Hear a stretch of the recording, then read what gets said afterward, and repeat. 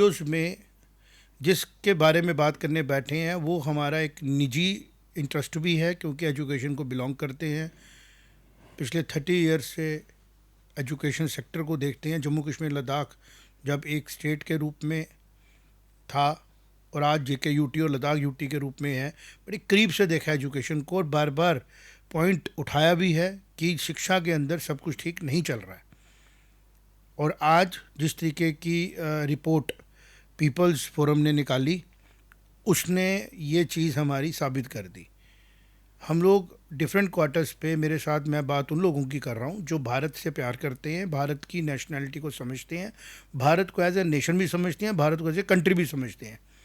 क्योंकि हम लोगों ने जब 370 की एब्रोगेशन हुई, उसके पहले 2 साल पहले जब किसी बड़े लीडर, पॉलिटिकल लीडर ने यहाँ पे जो अपने आप को एक स्टेट के हेड मानते हैं और वो किसी मैनेजमेंट से चीफ मिनिस्टर भी बन जाते हैं, कहा था कि बड़ा मुश्किल हो जाएगा कंधे ढूंढने के लिए, तिरंगा उठाने के लिए। तो हमने हज़ारों फ्लैग्स को जो है वो बांटा था। हर जम्मू कश्मीर के अंदर हमने जम्मू के थिएटर्स में एक कैंपेन चलाया था, अनकंडीशनल इंडियंस, और ईश्वर की कृपा, ईश्वर का आशीर्वाद हमें मिला और वो कंडीशन ख़त्म हुई। 370 का बूथ यहाँ से चला गया। लेकिन जिस तरीके की डेवलपमेंट्स सामने आ रही हैं वो बताती हैं बड़े अच्छे ज़ोर ज़ोर से कि भारत के लोगों को ये पता लगे कि उनके टैक्स से, उनकी टैक्स की मनी से, उनकी हार्ड अर्न मनी से जम्मू कश्मीर यूटी के अंदर कश्मीर डिवीज़न में किस किस्म के लोगों को सरकारी नौकरियां दी गई, किस किस्म के लोगों को एजुकेशन में भर्ती किया गया। और इसका एक बहुत बड़ा इंक्वायरी का रिक्वायरमेंट है, जिसकी तरफ मैं इशारा करने की कोशिश करूँगा। रहबर तलीम करके एक अपॉइंटमेंट हुई थी, 1500 के ऊपर लगाया गए थे लोग। 2001 या 2002 की बात होगी। और उसमें बेसिक मैट्रिक पास की अपॉइंटमेंट्स भी हुई। फिर यहाँ पे एक और तरीका भी है, जम्मू कश्मीर में उर्दू की कुछ स्पेशली क्वालिफ़िकेशन लेके कुछ लोग आते हैं और एक सिंपल सा एग्ज़ाम दे के ग्रेजुएट भी हो जाते हैं, पोस्ट ग्रेजुएशन की डिग्रीज भी ले लेते हैं और उनकी अपॉइंटमेंट भी एजुकेशन डिपार्टमेंट में हुई है। और जो ये आज मसला हमारे सामने आया, रवीश तुझे तो इसके बारे में पता ही होगा, क्योंकि तूने भी मकबूल भट्ट के पोस्टर्स को देखा होगा। जब हम कश्मीर में जाते थे 2004-05 की मैं बात करूं, हम हैरान होते थे कि रिपोर्ट क्यों नहीं कोई कर रहा। जितने भी यहाँ पेपर चल रहे थे, जितने भी यहाँ पे पोर्टल तो थे ही नहीं, जो नेशनल मीडिया हाउसेस के यहाँ पे जर्नलिस्ट काम करते थे, उन्होंने भी कभी इसके पर बात नहीं की। और जब नारे लगे JNU में, तब जाके इनको पता लगा कि किस किस्म के हालात हैं जम्मू कश्मीर के अंदर, और हम लोगों ने भुगते हैं वो हालात। आज जर्नलिस्ट भी हमने भुगते हैं, एजुकेशनिस्ट भी हमने भुगते हैं। हमें टारगेट भी किया गया, हम चोर मचा रहे थे, लेकिन बाई चांस ये था कि टेक्नोलॉजी नहीं थी, फ़ोन पे बता रहे थे। 2008 तक तुम फ़ोन कर रहे थे जी न्यूज़ को, स्टार न्यूज़ को। मैंने फ़ोन किया कि सर जम्मू में इतने हालात ख़राब हो रहे हैं, टेररिस्ट जो है वो एक सॉफ्ट फेस लेके, नैरेटिव वाले मूड लेके डिबेट डिस्कशनों में टीचरों के थ्रू, प्रोफेसरों के थ्रू एंटर कर चुके हैं और वो काम कर रहे हैं, सुन के राजी नहीं थे। और फिर जाके बड़ी मुश्किल से सेंटर में कहीं खबर पहुंची 2008 की जब पोजीशन आई कि जम्मू कश्मीर के लोगों को ये अमरनाथ की लैंड नहीं लेने दे रहे थे। आप समझे ना बात को? तो ये उसका ये एक ना, जिसको बोलते हैं ना, एक एक्सपोज है कि बहुत माइन्यूटली देखना पड़ेगा। 1593 करोड़ की ग्रांट है, 991 करोड़ रुपए खर्च हो चुका है। वो कहाँ खर्च हुआ है, क्यों इन बुक्स को लिया गया, इनका मेरिट क्या था, क्यों दिल्ली का जो पब्लिशर है जिसके बारे में ओबराय के जो ओनर्स हैं, आज उन्होंने स्टेटमेंट दी ना रवीश, बिल्कुल उन्होंने कहा कि मैंने दिल्ली के पब्लिकेशन से ली और दिल्ली के पब्लिकेशन हाउसेस की अलाइनमेंट किसके साथ है। मैं इसको जोड़ूंगा बिल्कुल अच्छे तरीके से, जो मेरे को ऑडियंस सुनती है, कि आप इसमें सोनम वांगचुक का एंगल लें। आप समझे कि किस तरीके से इंडिया के यंग माइंड्स को उसी तरीके से डोप करने की कोशिश की जा रही थी कि उनके जो मेंटर्स बने हैं आज वो कॉकरोच पार्टी बना के बैठे हुए हैं और यंग जनरेशन को कह रहे हैं कि आपके बुजुर्ग आपको कॉकरोच समझते हैं, और उनको प्रोवोकेशन की जा रही है। और एक तरफ से बुक्स दी जा रही हैं, और ऐसी बुक्स पढ़ के ही जो अंदर हुए हैं ना अभी, क्या नाम है उनका, खालिद और उमर खालिद एक और भी है ना, जिसने कहा था चिकन नेक वाली बात की थी। बिल्कुल ये वो यही लिटरेचर पढ़ाए जा रहे हैं कश्मीर के नैरेटिव वाले।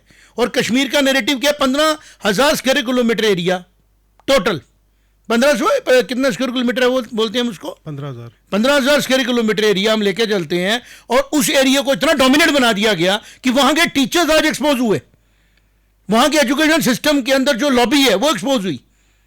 और ये एक्सपोजर जो है इसके बारे में लोगों को अवेयर करना जरूरी है पूरे भारत के। तो इसलिए जो आज आप डिस्कशन करने वाले हैं, being a Kashmiri Pandit from Kashmir, from Anantnag, from Jammu, I am talking, we are not representing right no the valley which is totally made a place of misadventures. और आज जो सामने बात आई ना, 8 सस्पेंशन नहीं चाहिए इसमें रवीश, इसमें डिसमिस OWG के लेवल पे चाहिए। और this should be treated case, this should be treated as a sedition. इसको आप देशद्रोह के तौर पे लीजिए कि जब टीचर गलत करने पे आ गया, मकबूल भट्ट जैसे आदमी को, शबीर शाह जैसे लोगों को वहां पे ग्लैमराइज किया गया, शहीद आजम किया गया। और सबसे बड़ी जो ऑब्जेक्शनेबल बात है, भारत की इंटेग्रल सोवरेनियन आइडेंटिटी को, जो कश्मीर में, जम्मू में एक एक इंच में एग्जिस्ट करती है, जो PAJK में एग्जिस्ट करती है, उसको चैलेंज करके बोला गया क्या बोला, इंडियन ऑक्युपाइड कश्मीर। क्या कश्मीर ही है खाली? और कश्मीर वैली सारी दुनिया को डिस्क्राइब करेगी what is the geographical identity of this area. महाराजा का जम्मू 1820 का गायब हो गया, 1822 की टेरिटरी गायब हो गई, और यही पढ़ाया जा रहा है कश्मीर के सिलेक्टिव बच्चों को। आप सोचो, ये मेन स्ट्रीम की अगर हालत है तो what about the schools which were operational under Jamaat? आप किस किस्म के बच्चों को हैंडल करेंगे, किस किस्म के यंग माइंड्स को हैंडल करेंगे? तो भारत के लिए बड़ा अलार्मिंग है, इसके ऊपर समझना। और कुछ पॉइंट्स आपने भी इसमें हाईलाइट किए थे, मैं चाहता हूं वो भी जनता को बताएं। बिल्कुल, देखिए जो मकबूल भट्ट की जो इसमें व्याख्या की गई है, मुझे लगता है कि पाकिस्तान भी इतनी इज्जत से उसकी व्याख्या नहीं करता जितना इस किताब के अंदर लिखा गया है। इंडियन हेल्ड कश्मीर यूज़ किया गया है वर्ड जब मकबूल भट्ट के कारनामे बताए गए, और उसके कारनामे जग जाहिर है। उसने जम्मू से श्रीनगर चलता हुआ एक फ़्लाइट जहाज़ था, एक इंडियन एयरलाइंस का, उसको किडनैप किया, उसको हाईजैक किया, लाहौर ले गया, सवारियां नीचे उतारी और उसको उड़ा दिया। और उनको भी मुझे लगता है ऐसे लिटरेचर ही पढ़ाएगी होंगे किताबों में। बिल्कुल, ये सिंपल ये एक वाकया था। इस वाकये को इस किताब के अंदर 3 पेजों में ऐसी इज्जत अफजाई से लिखा गया कि जैसे वो पता नहीं उसने कौन सा। और मजे की बात बताऊं आपको क्या हुआ है, ये बड़े ज्यादा किताबें छापी नहीं गई हैं, वेरी स्मॉल नंबर में और वेरी लिमिटेड स्पेसिस में दी गई। मैं ओबराई की स्टेटमेंट सुन रहा था, जो उसके हेड है, वो कह रहा है जी रामबन, उधमपुर और एक डिस्ट्रिक्ट का नाम उन्होंने और लिया, नॉट इन कश्मीर। नहीं सर, जम्मू डिवीजन में बांटी गई, जम्मू डिवीजन में 128 copies. This is to be understood कि एक छोटी सी कॉपी बांट दो, फिर उसके रेफरेंस से 10 साल के बाद बताएंगे, 20 साल के बाद उसका इम्पैक्ट क्रिएट करेंगे, जो आज किया जा रहा है। हिस्ट्री खत्म कर देते हैं, सच पे वो झूठ बोल देते हैं। और मैं तो समझता हूँ इसके ऊपर अभी एक्शन 10 दिन की बजाय इमीडिएटली ये जो पूरा ट्रेल है ना, 1593 करोड़ की जो ग्रांट, 991 करोड़ जो खर्च, एक एक रुपए को ट्रांसपेरेंटली पब्लिक में लाना चाहिए कि कैसे खर्च किया गया पैसा, किन किन लोगों को अपॉइंट किया गया रहबर तलीम और इस सारे चीज़ों में, समग्र शिक्षा अभियान के अंदर किस तरीके से इन्होंने देखा ना। सॉफ्ट है 18,000 स्कूल्स हैं गवर्नमेंट के, और पीएम श्री को डाल के 300 कुछ स्कूल हैं पीएम श्री के। अब मानो 19,000 स्कूलों के करीब फंड्स आ रहे हैं, 19,000 स्कूल दिखाए जा रहे हैं। अगर 19,000 स्कूलों के अंदर अगर कंटेंट ऑडिट ही नहीं है, टीचर ऑडिट ही नहीं है, क्लास में वो क्या पढ़ा रहा है, किससे पैसे उसको आ रहे हैं, कौन सी फंडिंग कहां से उठा रहा है, और उसका एक मैक्रो विजन दिख रहा है दिल्ली में बैठे हुए लोगों को। और जो ट्यूशन कोचिंग सेंटरों में हमें मिला, जिस तरीके से उन्होंने मॉब जिसको बोलते हैं मैनेजमेंट किया, मॉब मोबिलाइज किया ना उन्होंने, आज भी मॉब मोबिलाइजेशन हो रही है। पेपर लीकेज को एक एडमिनिस्ट्रेटिव प्रॉब्लम को समझते हुए एक्शन को इन्होंने उसको लेके गए दूसरी तरफ। अब किताबें दी जा रही हैं इस तरीके की। मुझे लगता है this audit has to be done in all parts of country कि किस किस्म की किताबें, तभी ये यूनिवर्सलाइजेशन ऑफ एजुकेशन लैंग्वेज पे नहीं देना चाहते। उर्दू आम लोगों को आती नहीं है, अब ये तो बाय चांस इंग्लिश में छापा था। हमें ये भी समझना पड़ेगा कि कई चीज़ें जो है अभी बाहर आएंगी चीज़ों में से निकल के, जो अभी तक नहीं आई हैं। तो मुझे ऐसा लगता है रवीश, जो आज ये एक्शन स्टार्ट हुई है मीडिया आउटक्राई की बाद, पीपल्स फोरम की इस रिपोर्ट के बाद, ये एक अलार्मिंग सिचुएशन है, क्योंकि भारत के भविष्य के साथ, जम्मू कश्मीर लद्दाख के भविष्य के साथ खेलने का किसी भी आइडियोलॉजी को कोई राइट नहीं है। भारत जम्मू कश्मीर के अंदर एक ही आइडियोलॉजी है, वो है Bharat, Bharat as a nation, Bharat as a country. और उसको चैलेंज करने वाले जो लोग माइंडसेट लेके बैठे हैं, they are suppose to be booked under various, जिसको बोलते हैं ना भारत न्याय संहिता की जो धाराएं हैं, उनके बीच में इन लोगों को लाके इनके ऊपर इस तरीके से डिपार्टमेंटल इंक्वायरी से कुछ नहीं होगा। अगर OWGs हैं वो तो सामने से गोली मार रहे हैं, ये तो ब्रेन को ही डोप कर रहे हैं। बिल्कुल, ये तो देखिए मेरे लिए पर्टिकुलरली इसमें इससे भी एक इम्पॉर्टेंट चीज़ थी। कश्मीरी पोइटेस एक है, लल दद बोलते हैं उसको, लल्लेश्वरी, नाम जिनकी से वो बड़ी मान सम्मान है, बिल्कुल वो और इवन poetess थी। मुस्लिम कम्युनिटी के लोग भी उनकी इज्जत करते हैं और उनको मान देते हैं। लेकिन आप हिस्टोरिकली इस बुक में उसके बारे में मैं देख रहा हूं, तूने मुझे मेंशन किया बिल्कुल कि उनको गलत प्रटेक्स्ट उनको लिखा गया है। मुस्लिम बोला गया है कि वो एक मुस्लिम थी और पंडित्स को हेट करती थी। मतलब ये प्रोपेगेंडा का पीक था कि जो जिस लेडी हुआ ने क्या, मैं उसके लिए कारण बताता हूँ तेरे को, मैं एक्सप्लेन कर देता हूँ। हुआ क्या कि जो एक कॉमन टेक्स्ट होता है ना हमारा, जो हमारा आम जबान में हम बोलते हैं, किसी की तारीफ करनी हो, यार रब तुझे विक्रमादित्य बनाए। कश्मीर की सिविलाइजेशन में ललेश्वरी देवी जी जो हैं, उनको मुस्लिम फैमिलीज में भी बोलती हैं कि तू ललेश्वरी देवी जैसी हो, मतलब तेरी सोच हो वो लल डेड जैसी हो। शॉर्ट में क्या बोलते हैं उनको? लल डेड। हॉस्पिटल भी है। अंडरस्टूड। क्यों बोला गया? तो वो जो कश्मीरी लोकल उनका था ना, जिसको हम बोलते हैं डायलेक्ट था ना, उसमें वो इतने ऑनर्ड हैं कि जब अगर वो ऑनर को खत्म नहीं कर पाए तो उन्होंने ये रूट पकड़ लिया कि हम उनकी आइडेंटिटी को ही हाईजैक कर लेते हैं और आगे जाके बोलेंगे, जैसे पाकिस्तान कंफ्यूजन पे पैदा किया हुआ मुल्क। आज वो भारत की सिविलाइजेशन को लेके चल रहा है, अभी तक वो अरबों की लेके चल रहा था। अब उसको समझ में आया नहीं यार मैं ले लेता हूं इसकी आइडेंटिटी, तो वो सेम किया गया जो तू बात कर रहा था। उसके पीछे का माइंडसेट क्या था कि अगर हम लोग किसी को झूठ के ऊपर कन्विंस नहीं कर पा रहे हैं, उसके सच को अपना सच बना लो। तो जो उन्होंने कहा ना कि Lal Ded was Muslim and she hated Pandit, ये उसी का तरीका है जिस तरीके की आज वॉर चल रही है ना, कि बात ही झूठी फैला दो, बात ही झूठी कर दो, ताकि आने वाले एक बुक की लाइन को लेके पढ़ के बैठ जाएंगे, बोलेंगे देखो जी बुक में छपा है, इसको तो मानना पड़ेगा। ये था। आगे एक्सप्लेन आप करो। बिल्कुल। आज तक देखिए, आज तक जिस तरीके से पाकिस्तान हावी रहा है भारत के ऊपर प्रोपेगेंडा में, वो सिर्फ यही तरीका था कि किताबें छापिए आप और बाद में उन किताबों को कोट कीजिए, कुछ छापिए ताकि हजारों देखें ही नहीं उसको। बिल्कुल। और पॉइंट ये भी है, देखिए किताब जब छपती है, इंटेलिजेंस एजेंसी से लेके इतना सारा खर्चा, अगर मैं J&K की बात करूं, SRE इतना बड़ा खर्चा है, सिक्योरिटी रिलेटेड एक्सपेंडिचर, कि आप ऐसी चीज़ों को आप नकेल नहीं कर सकते कि किताब छप रही है।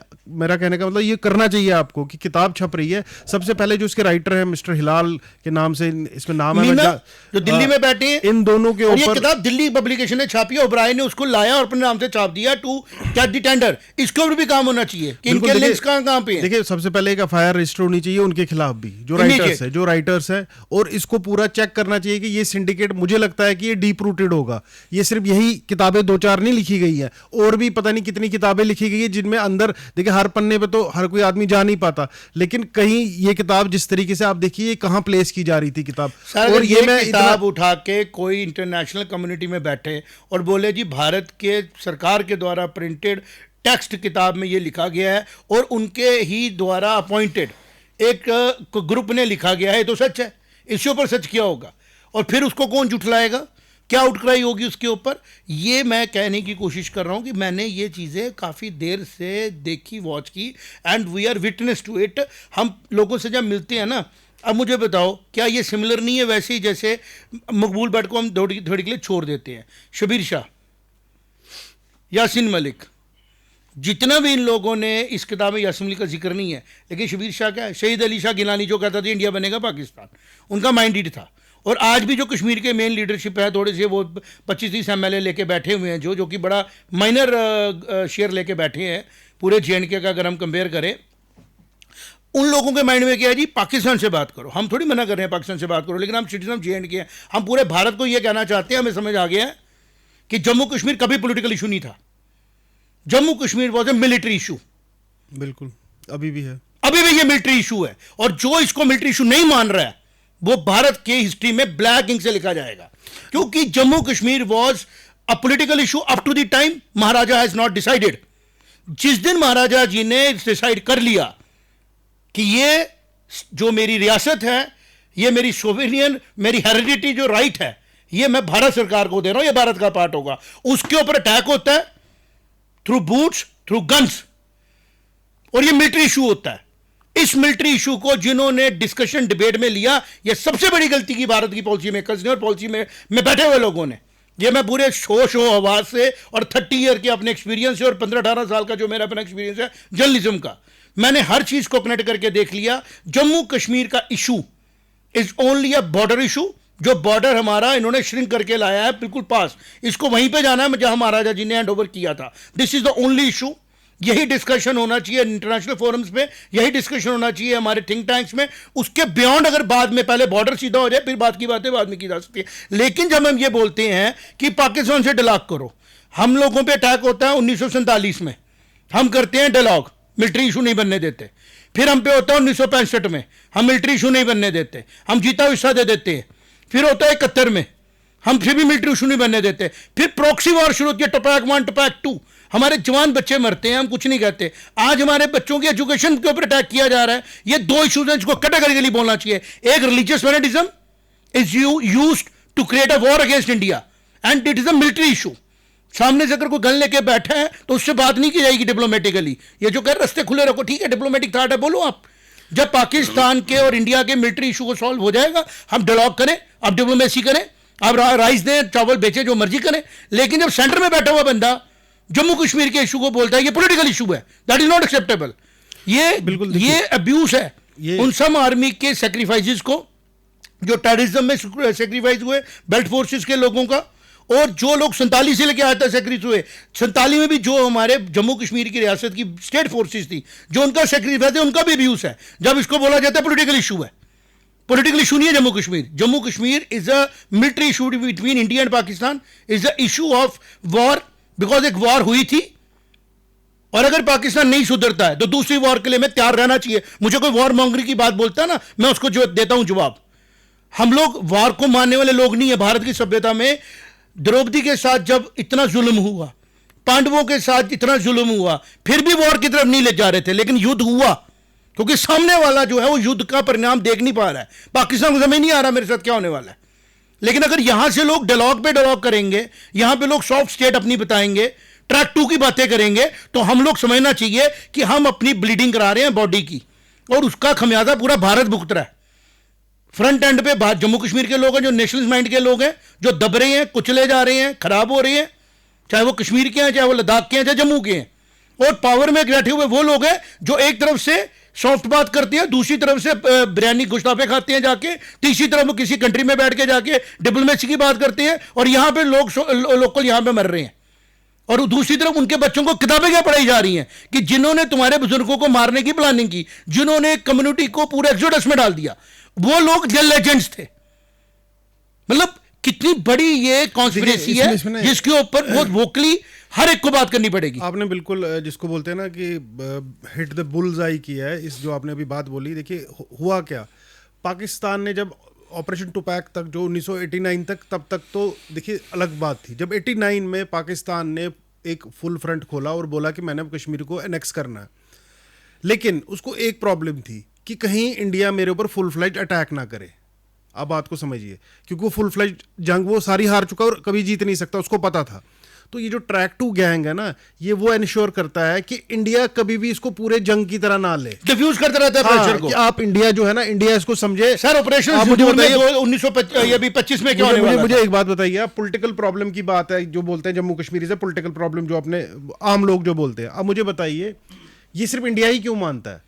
पाकिस्तान के अंदर पाकिस्तान ने क्लियरली इसको मिलिटरी तरीके से हैंडल किया। अभी तक भी आज पाकिस्तान कश्मीर को हैंडल मिलिट्री कर रहा है। आज आसिम मुनीर इज हैंडलिंग कश्मीर। नहीं, वो एक्शन कर रहे हैं। अगर पॉलिटिकल मैटर होता तो नवाज शरीफ और पीएम की बात होती। मैं आपको कुछ और व्याख्या करने की कोशिश कर रहा हूं कि आज के दिन जब हम बात कर रहे हैं, अभी भी शुपिया में हमारे पास खबर है कि एनकाउंटर चालू है, पाकिस्तानी ट्रेंड मिलिटेंट है और हमला कर रहे हैं, टेररिस्ट है। तो कहने का मतलब ये है कुछ हमें डूब कर दिया गया मिलिटेंट वर्ड यूज करके। हमारे जम्मू कश्मीर लीडिंग पेपर्स ने मिलिटेंट बोला, हमारे मुंह से निकल जाता है। हमारे जम्मू कश्मीर के लीडिंग पेपर्स ने मिलिटेंट बोला और दुनिया ने एक्सेप्ट किया। हम डॉक्यूमेंट्री बनाने और न्यूज के बीच में बैठ के 100 कुछ एनकाउंटर्स हमने मैसेकर्स कवर किए, रिलीजन के नाम पे मारा गया, तभी हमारे मुंह से पूरे भारत में किसी को पता ही नहीं है। और अब मैं तो कह रहा हूं कि जम्मू कश्मीर के मुस्लिम्स को भी आगे आके जाके बात करनी चाहिए, क्योंकि मुस्लिम्स को भी मारा गया है।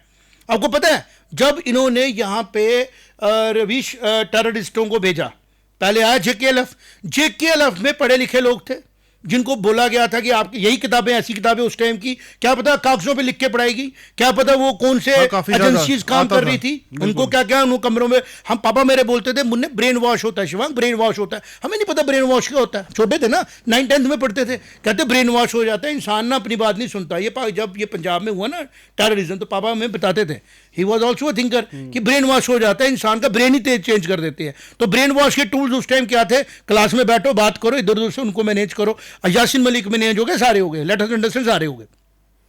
लेकिन जब यासीन मलिक को समझाया पाकिस्तान यूज कर रहा है हमारे को, तो उन्होंने उन्हीं के ग्रुप्स के लोगों को मारा। जब कुके बरे बाहर निकल गया, शबीर शाह उससे बाहर निकला ना, यासीन मलिक ने भी गन छोड़ दी।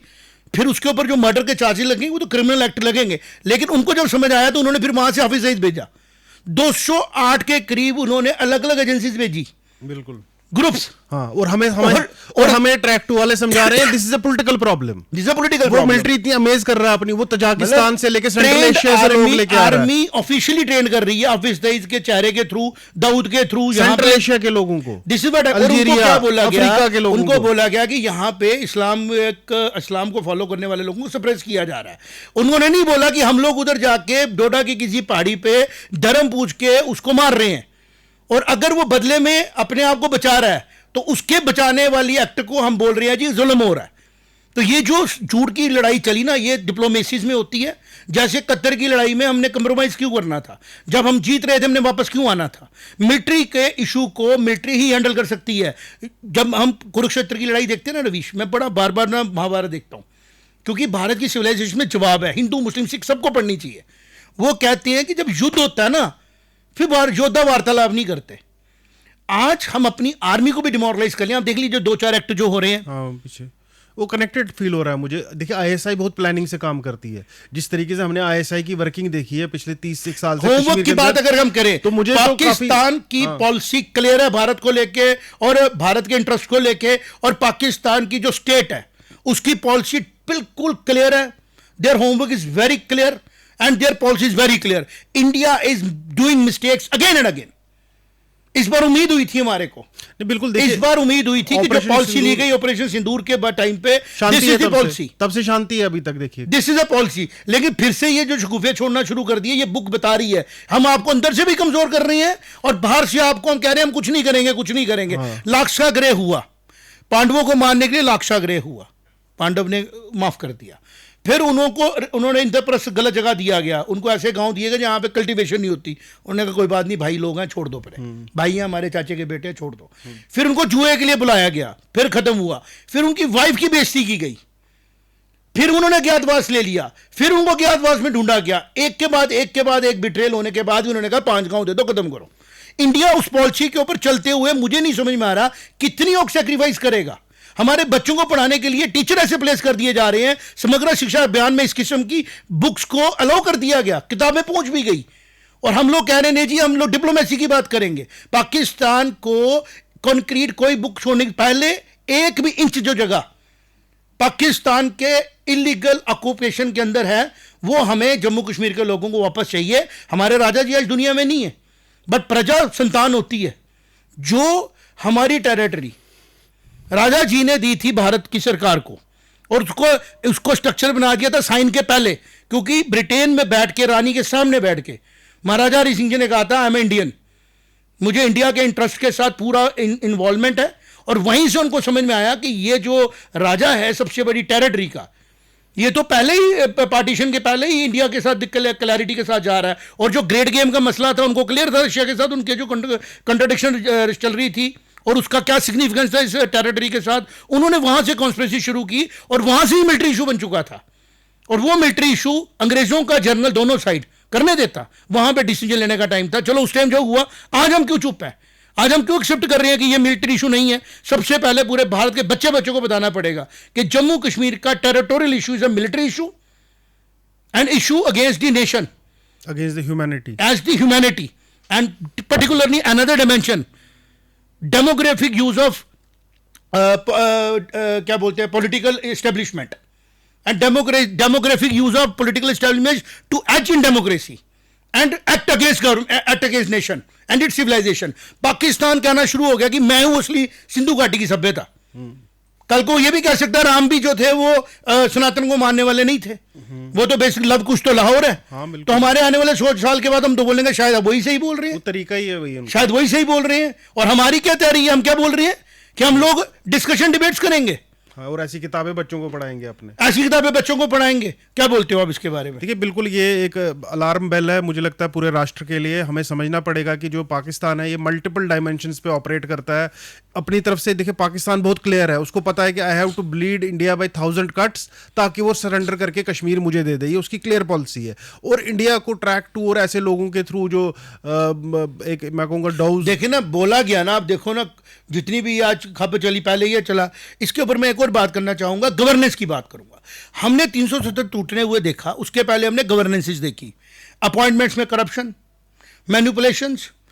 आज सामने चीजें आ रही हैं आरटीआई के बाद, ठीक है। आरटीआई को भी कमजोर कर दिया गया। गवर्नमेंट को बड़ा अलर्ट होना पड़ेगा सेंटर में बैठे हुए लोगों को, जिनके थ्रू इंफॉर्मेशन ले रहे हैं वो सिंसियर नहीं है।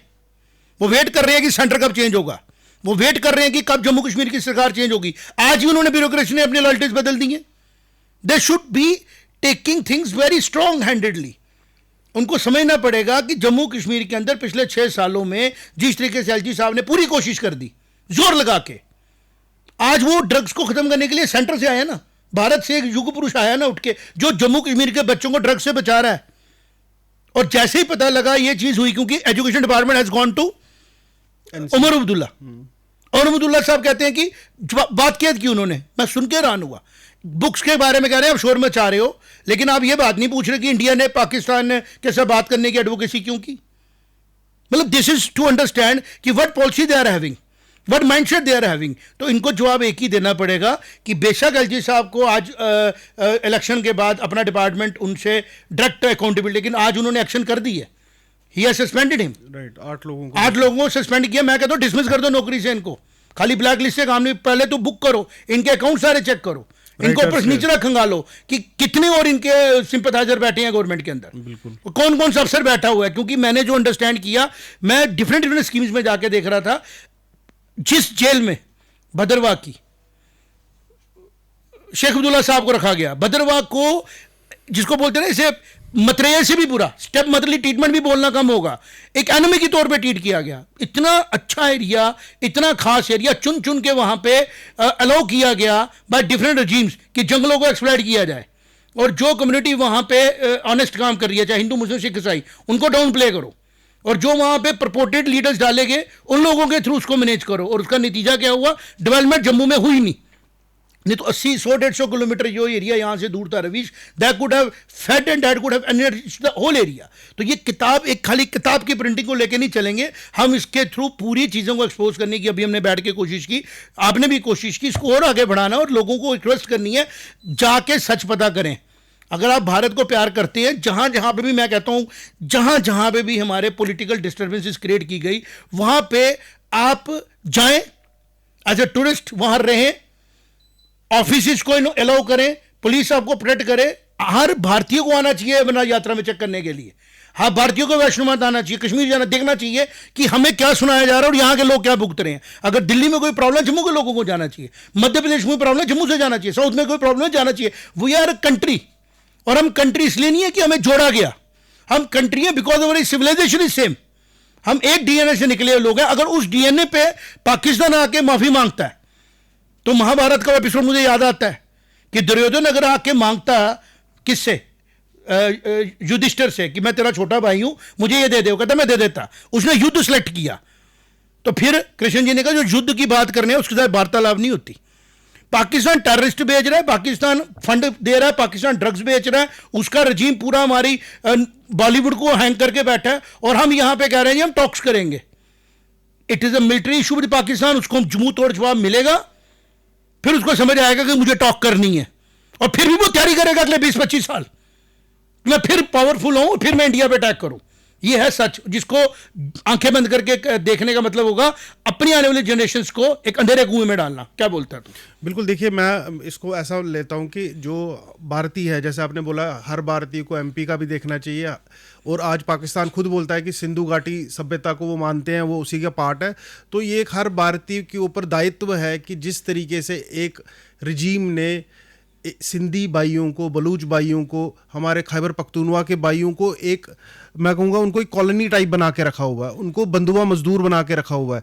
जॉब्स की मैं बात करूँगा, अगर नौकरी मिलती है पाकिस्तान में 50 नौकरियाँ लाहौर को, पंजाब को मिलती हैं, 11% जो है 11% खैबर पख्तूनवा, 18% कराची सिंध, बलूचिस्तान 7%, पीओके 1%। कहने का मतलब है कि पाकिस्तान को डिसइंटीग्रेट करना बहुत ज़रूरी है, और ये हमारा ये मैं कहूँगा कि ये हमें अपने भाइयों के लिए करना पड़ेगा, क्योंकि वो भी सेम जीन्स के हैं, हमको लिंक करते हैं वो। तो तरीका जो है पाकिस्तान को ख़त्म करने का तरीका जो है कि उसको, जो डोवल साहब है, जो गवर्नमेंट ऑफ इंडिया है, इसको काफ़ी और तरीके से काफ़ी सारे 10-20 हज़ार धुरंधर भेजने पड़ेंगे पाकिस्तान के अंदर, क्योंकि ये हमारी जिम्मेवारी है कि ये अखंड भारत का पार्ट था, ये सारा इलाका जो था अखंड भारत का पार्ट था। जब तक पाकिस्तान के 4 टुकड़े नहीं होंगे ये हमले होते रहेंगे। क्योंकि पाकिस्तान की जो एग्जिस्टिंग एज ए कंट्री हुई ना रवीश, वो एंटी इंडिया उसका बेस ही नहीं है। हाँ, एंटी इंडिया है ना, सिर्फ उसका बेस एक ही है कि भारत की सिविलाइजेशन को आपने अपनी सिविलाइजेशन, आपने भारत की सिविलाइजेशन को इस तरीके से यूज करवाना है कि वो अपने ही लोगों के खिलाफ, अपने ही सिविलाइजेशन के खिलाफ हो। पाकिस्तान को समझ आ गया कुछ लोगों को, वो लोग आगे आए ना, और अगर वो उन्हीं लोगों के साथ जुड़े रहेंगे तो महाभारत में क्या हुआ, भीष्म पितामह, द्रोणाचार्य, कृपाचार्य, ये सारे लोग पॉजिटिव थे, लेकिन ये गलत के साथ थे। तो दुर्योधन तो ढूंढना पड़ेगा ना पाकिस्तान को अपना, कौन है उनकी आर्मी में, कौन है उनके वहां पे। अगर उस दुर्योधन के हिसाब से चलेंगे तो वो दुर्योधन अगर फेस बन के आता है तो यहां से डायलॉग थोड़ी होगा, वहां से डायलॉग थोड़ी होगा। लेकिन ये डायलॉग किया जा रहा है, मैं उसके खिलाफ बात नहीं कर रहा हूं। मेरिट तो बताओ किस बात के लिए। अगर आज भी शोपियां में गन पकड़ी जा रही है, आज भी ड्रोन वहां से फेंक रहे हैं ड्रग्स, तो हम किस बात की बात कर रहे हैं? वही तो आज भी फॉरेन की यूनिवर्सिटियों में पाकिस्तान फंड कर रहा है पाकिस्तानी, जो नॉन रेजिडेंट पाकिस्तानी थे उन्हीं के एड्रेस को कर रहा था ना आसिम मुनीर पिछले साल अप्रैल में, कि मुझे जगलर वेल है हमारी, और उन्होंने जाकर जगलर वेल को फंडिंग कर दी। नैरेटिव वॉर शुरू होगी, और इंडिया के कुछ पत्रकारों को पैसे मिल रही हैं जो उसको कर रही हैं। पत्रकारों को एक्सपोज हो जाते हैं तो टीचरों को फंडिंग कर देते हैं, चलो प्रोफेसरों को फंडिंग करते हैं, चलो ब्यूरोक्रेसी को फंडिंग करते हैं। ये पूरा एक नेटवर्क चल रहा है जिसको इस किस्म की डेवलपमेंट एक्सपोज करती हैं, और जो फोरम जिस पे काम कर रहे हैं उनकी कहीं पे कोई इंफॉर्मेशन आए, ये हमारा नेशनल रिस्पॉन्सिबिलिटी है कि हम लोग बियॉन्ड जर्नलिज्म की जो हमारी ताकत है ना, बियॉन्ड जाके इस पे काम करें। क्योंकि जब नेशन की बात आती है ना, तो राष्ट्र से ऊपर कोई भक्ति नहीं है, और राष्ट्र से बड़ा सेक्रीफाइस कोई नहीं है, अगर उसके लिए हम तैयार होते हैं। यही है भारत की सिविलाइजेशन। बिल्कुल बिल्कुल। देखिए, जिस तरीके से मैंने बोला कि ये चलता रहेगा, और हमें इसका जो सोल्यूशन है हमको क्लैरिटी से समझना पड़ेगा। पाकिस्तान का भी यही इलाज है। देखिए, ये ट्रैक टू और ये सारी चीज़ हमको रोकने के लिए है, हमारी हाथों पे बेड़ियां बांधने के लिए, ताकि हम एक्ट ना करें जो पाकिस्तान जो भी कर रहा है उसको करने दें हम। तो हमको ये क्लियर समझना चाहिए। ऑपरेशन सिंदूर के बाद एक काम करो, मैं एक बात बताता हूं, लेट्स डू वन थिंग। जितने ये सॉफ्ट टॉक करने वाले लोग हैं ना, जितने भी XYZ, मैं देख रहा था कोई रिटायर्ड डिप्लोमेट्स हैं, एम्बेसडर्स हैं, जब इंटरव्यू आया मैं देख रहा था, इन सबकी फैमिलीज को ना प्रॉब्लम सेंटर्स में रख दो कि आपने अगले 1-2 साल जो है ना शोपियां में रहना है विद योर फुल फैमिली। आपने अपने बच्चों को 9-10 8 में पढ़ाना है जम्मू कश्मीर में जाके, फलाने एरिए में, कुकरनाग में आपके बच्चे पढ़ेंगे। वहां पे आपके बच्चे जहां पे भी इन्फिल्ट्रेशन है, जहां पे आप एक काम करेंगे, बड़ा अच्छा एरिया हमारा डोडा वाला, बड़ा अच्छा मौसम है। आप क्या गर्मी में दिल्ली में बैठे हो साउथ वेस्ट में, वहां से आपको देते हैं, हम आपको कोठी बना के देते हैं यहाँ पे, आप यहाँ रह के बैठो। अब बताओ, ये मिलिट्री इशू है या ट्रैक टू इशू है? फिर इनको पता लगेगा मर रहा है यहाँ पे एक आम आदमी। सुबह वो दराटी लेके जाता है जंगल में, कटा हुआ शेर मिलता है उसका, और भेजा हुआ पाकिस्तानी आदमी होता है वो जो मार के जाता है, और उसको बचाने जब आर्मी आती है तो उसको यहां पे रोकने की कोशिश की जाती है, क्योंकि दिल्ली बैठा हुआ आदमी कोई पीस की बात कर रहा है। The same is happening in Ladakh also. Galwan में क्या हुआ, और कोई लोग पीस की बातें कर रहे हैं वहां पे। सर, जब आगे से गन चलती है ना, उसका जवाब डिप्लोमेसी से नहीं दिया जाता, गन का जवाब तोप के गोले से दिया जाए। भारत की सिविलाइजेशन है। अर्जुन के सामने खड़े होने के लिए भीष्म पितामह को हिम्मत चाहिए थी, और जब अर्जुन अपना तीर चलाता था ना, गिन नहीं पाते थे भीष्म पितामह। भारत की शक्ति है, भारत की सेना है, भारत के अंदर पैट्रियोटिज्म, और सबसे बड़ी बात, भारत के अंदर सिविलाइजेशन है सच्ची। जितना मर्जी खोदोगे राम निकलेगा, अर्जुन निकलेगा, फैमिली सिस्टम निकलेगा, एजुकेशन सिस्टम निकलेगा, ठीक है ना। अंदर से जितना खोदेंगे उतना अच्छा निकलेगा। और कोई कह रहा है खोदो मत, इसको दबे रहने दो, तो भाई जितनी आप दबा के रखोगे उतनी मजबूती से कोंबले फूटेंगे, फूट रही है। IT का सबसे ज्यादा अगर प्रॉफिट किसी को हुआ एज ए नेशन, भारत को हुआ। जब से ये 3G 4G आया, सबसे ज्यादा बताओ ट्रेंड क्या कर रहा है? जितने भी हमारे रिचुअल्स हैं, जितने भी हमारे सोशल रिचुअल्स हैं, जितने हमारे सिस्टम है, सब ट्रेंडिंग है। फूड से लेके टर्मरिक मिल्क तो पूरे वर्ल्ड में बन गया आज की डेट में बेस्ट ड्रिंक, बना नहीं बना। Fasting is trending, one time food is trending. ये सारे किस सिविलाइजेशन का पार्ट है? कौन सी इजिप्शियन सिविलाइजेशन का ये पार्ट है? भारत की सिविलाइजेशन का। इसी तरह युद्ध के लिए जो आइडियोलॉजी है वो भी भारत की सिविलाइजेशन देखी कि लास्ट रिजॉर्ट है, but once it is decided फिर डायलॉग, युद्ध की भूमि में बात नहीं होती। अर्जुन को गीता का यही बोला गया, अब युद्ध शुरू हो चुका है अर्जुन, अब युद्ध करना ही तेरा धर्म है। तो भारत पाकिस्तान का युद्ध शुरू हो चुका है। 1947 के बाद डायलॉग करके अपनी जगह चला जाता। एक युद्ध, दो युद्ध, तीन युद्ध, अब 89 से लेके हम 2026 में बैठे हैं। यार कितना युद्ध करना है? 35-36 साल से युद्ध लड़ रहे हैं, अभी भी हम सोच रहे हैं कि हम डायलॉग करके कंप्रोमाइज करते हैं और आगे देखते हैं। आगे देखना नहीं पड़ेगा। रिसीड होते होते ना हम लोग कहां पहुंचे हैं? जम्मू की यहां से 12 किलोमीटर दूर तक, यही रह गया ना। बिल्कुल। हम क्या वेट कर रहे हैं कि हमें रिसीड होकर आगे पहुंच जाना है? और भाने जो मर्जी बनाए, भारत का पासपोर्ट और भारत का सिटीजनशिप रहने का राइट उसी आदमी को है जो भारत की आइडियोलॉजी में बिलीव करता है और जिसका भारत का डीएनए है और जिसका दिल भारत के इंटरेस्ट के लिए धड़कता है। उसके अलावा कोई भी यहां पे इमिग्रेंट है, चाहे वो जितना मर्जी यहां का स्टेट लेके बैठा है। और हिलाल जैसे आदमी का तो सबसे सिटीजनशिप कैंसिल कर देनी चाहिए कि जिस आदमी ने इनोसेंट लोगों को मारने के लिए प्रोवोकेशन दी, जिसने छोटे बच्चों के हाथ में पत्थर पकड़ाए, जिसने 300 रुपए की फंडिंग के ऊपर चलाया, शेर अली शाह गिलानी जैसा आदमी, उस आदमी को तो महिमा मंडल कर रहा था और तूने छापने की हिम्मत कर दी। तो ये बुक खाली एक छोटा एपिसोड नहीं लेना चाहिए रवीश, इसको एज एजुकेशनिस्ट मैं बता रहा हूं। ये एक बुलेट से खतरनाक चीज है। बुलेट को आप एक बंदा मारेगी, ये एक लिखी हुई लाइन जो है ना, ये आने वाली सारी जनरेशनों को एक झूठे नैरेटिव में डाल के झूठ के साथ आगे चला लेगी, जो दुर्योधन को झूठ बोला गया था शकुनी के द्वारा। और पूरी भारत की संस्कृति में ब्लैक स्पॉट बन गया महाभारत का युद्ध। व्हाट डू यू से? बिल्कुल। मेरा दर्शकों से भी अनुरोध है कि आपके क्या विचार हैं इस सारी डिस्कशन के ऊपर, कृपया कमेंट बॉक्स पे जरूर लिखें। हमसे जुड़ने के लिए धन्यवाद। जय माता दी। जय माता दी।